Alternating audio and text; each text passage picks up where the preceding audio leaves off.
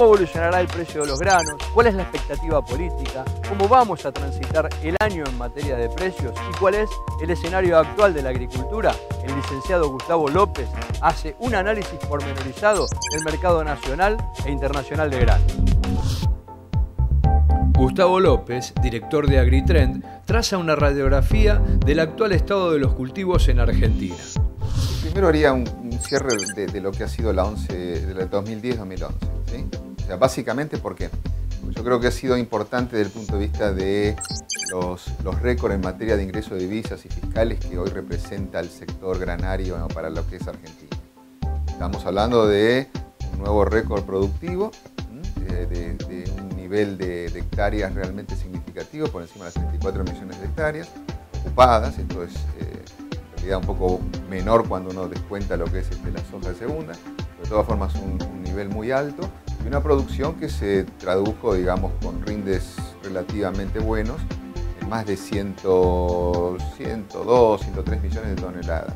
Esto permitió un ingreso de divisas realmente muy significativo de todo el complejo, casi 32.000 millones de dólares los que ingresaron en ese sentido. Estamos hablando de materia prima, más lo que son aceites, biocombustibles, un aporte importante, y obviamente también todo lo que es el grupo de las harinas proteicas, ¿no? Todos los subproductos, con lo cual, digamos, sigue siendo la reina de todo este complejo la soja, que aportó más de 22.000 millones de dólares. Y si uno lo mide desde el punto de vista de lo que son los ingresos fiscales, también ha sido un aporte trascendente desde el momento que todo este complejo granario significó cerca de 9.000 millones de dólares. Y obviamente también el complejo soja fue el mayoritario con 7.000 millones. Esto como parámetro inicial, digamos, para arrancar un ciclo 2011-12 que se presenta, yo diría, muy bueno desde el punto de vista de las expectativas, ¿no? Va a haber un área quizás superior a la del año anterior, una nueva expansión del área agrícola. Seguramente, si el tiempo acompaña, aparentemente hasta ahora lo ha hecho, climatológicamente hablando, podemos llegar a superar ese tonelaje que hacíamos referencia, quizás alcanzando un nuevo récord ya en torno a los 110 o quizás algo más millones de toneladas, lo cual es todo un desafío para la Argentina, no solamente en lo que es el manejo de una cosecha de estas características, sino todo lo que implica además la logística posterior, ¿no? Acá estamos hablando de capacidad de almacenamiento con algunas restricciones, estamos hablando de transportes y todo lo que es las vías de comunicación, estamos hablando de ferrocarriles, en fin, una serie de cosas que la parte portuaria obviamente y la parte de industrialización, que no es menor, cuando en realidad la Argentina está, digamos, mucho más adecuada a esquemas de 90 hasta 100 millones y ya en 100 empezaba a crujir el sistema, con lo cual 110 va a ser un nuevo desafío. Uno podría inferir que a partir de ese crecimiento va a haber un mayor ingreso de divisas y fiscal, cosa que no creo que sea tan así, desde el momento que obviamente los precios internacionales se han reducido. Estamos asistiendo a un ciclo donde ya no es más un trigo de 350 dólares en condiciones de exportación, estamos hablando, en el mejor de los casos, en 220, 230 dólares, un maíz que también ha bajado, quizás en menor proporción relativa, pero de todas formas, al igual que la soja, digamos, se redujeron todos. Con lo cual, este año estamos apelando a una mayor producción para al menos tratar de mantener en lo posible los ingresos desde el punto de vista de lo que es el balance comercial del complejo y desde el punto de vista de lo que son los ingresos fiscales. Así que bueno, se apuesta fuertemente a un ciclo, digamos, positivo desde el punto de vista de la productividad. Respecto a la estructura, un poco lo que nos planteaba al principio, respecto a la estructura de este esquema de producción, bueno, va a haber un sesgo muy fuerte a lo que son cultivos de cosecha gruesa. Hay que pensar que de los 110 millones que hacíamos referencia, teóricos, probables, prácticamente entre 85 y 90 van a ser de cosecha gruesa. Lo cual eso también le da un desfasaje, un desbalance, digamos, estacional a lo que es la movilización de estos graneles, que también tiene su incidencia a veces negativa. Máxime cuando uno piensa en estos cultivos que están saliendo digamos, en términos muy cortos de tiempo, ¿no? O sea, se cosecha prácticamente entre lo que es fines o principios de abril y mayo, casi un 40-50% de ese volumen. Y eso va a llevar, digamos, a cuellos de botella que no son. Estructura, decíamos, y bueno, estamos viendo un año con un trigo una vez más, diría, mediocre en materia de producción. No ha habido un incremento significativo del área. Creo que esto se debe en alguna medida a un mercado poco transparente, que ha sido hasta ahora, muy intervenido, con muchas, digamos, cierres temporarios y cuotificaciones. En alguna medida se tradujo en precios menores.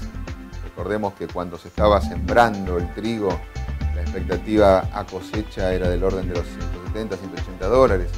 Hoy, a días de terminar la cosecha, o en realidad de masificar la cosecha, estamos hablando en torno a los 115, 120 dólares en el mejor de los casos, con lo cual la caída ha sido más que significativa. Y otros cultivos de cosecha fina que han crecido, digamos, en alguna medida a la sombra del trigo, como el caso de la cebada cervecera. Ahí nos encontramos que ha habido una expansión de área significativa. Recordemos que 3 años atrás hablábamos de las 400, 500.000 hectáreas, prácticamente ha sido un promedio de la última década, y en este año asistimos a casi 1 millón de hectáreas. Un cambio de trigo por cebada en forma importante, básicamente orientado en la necesidad de forrajes que tiene el mundo, precios relativamente buenos y además un mercado totalmente libre, un tipo de intervención que lleva a que el productor no solamente siga con sus contratos tradicionales con las malterías, sino que acceda al mercado, digamos, de libre, digamos, disponibilidad para exportadores que lo hacen básicamente como exportación para forraje. Yo creo que ha sido tal el impacto de este cultivo, que si uno se relaciona las compras que ha tenido la exportación en materia de cebada en su conjunto, hacia mediados de diciembre del año pasado estábamos hablando en torno a las 400, 500.000 toneladas. Este año ya llevamos casi 2 millones de toneladas compradas.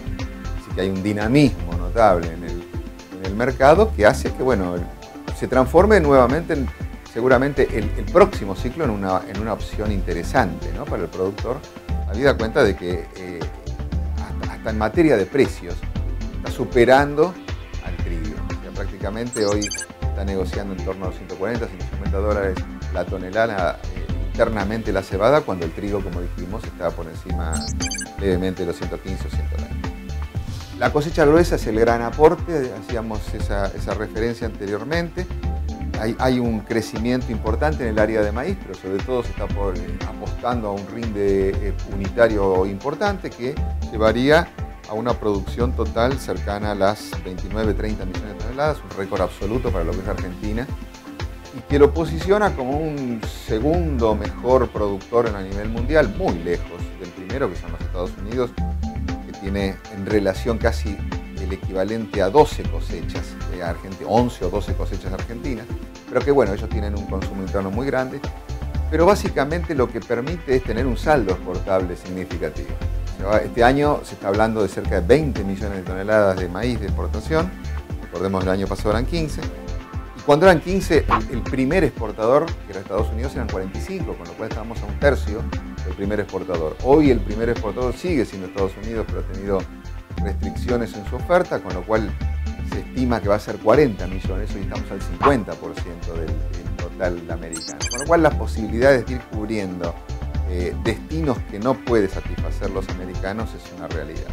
Eso permite en alguna medida mantener un poco más los precios, siguen siendo relativamente atractivos, con lo cual, si bien no es la mejor opción, dependerá muchas veces de cuáles fueron las condiciones de contratación en aquellos campos alquilados y obviamente la productividad para ver en definitiva cuál es el margen del cultivo, que de todas formas supera a lo que es el trigo claramente. Otro cultivo también interesante que también encuentra un desarrollo relativo importante en este ciclo es el sorgo. El sorgo que llamativamente hoy en día se está negociando, al igual que la cebada, por encima del trigo, incluso por encima del maíz.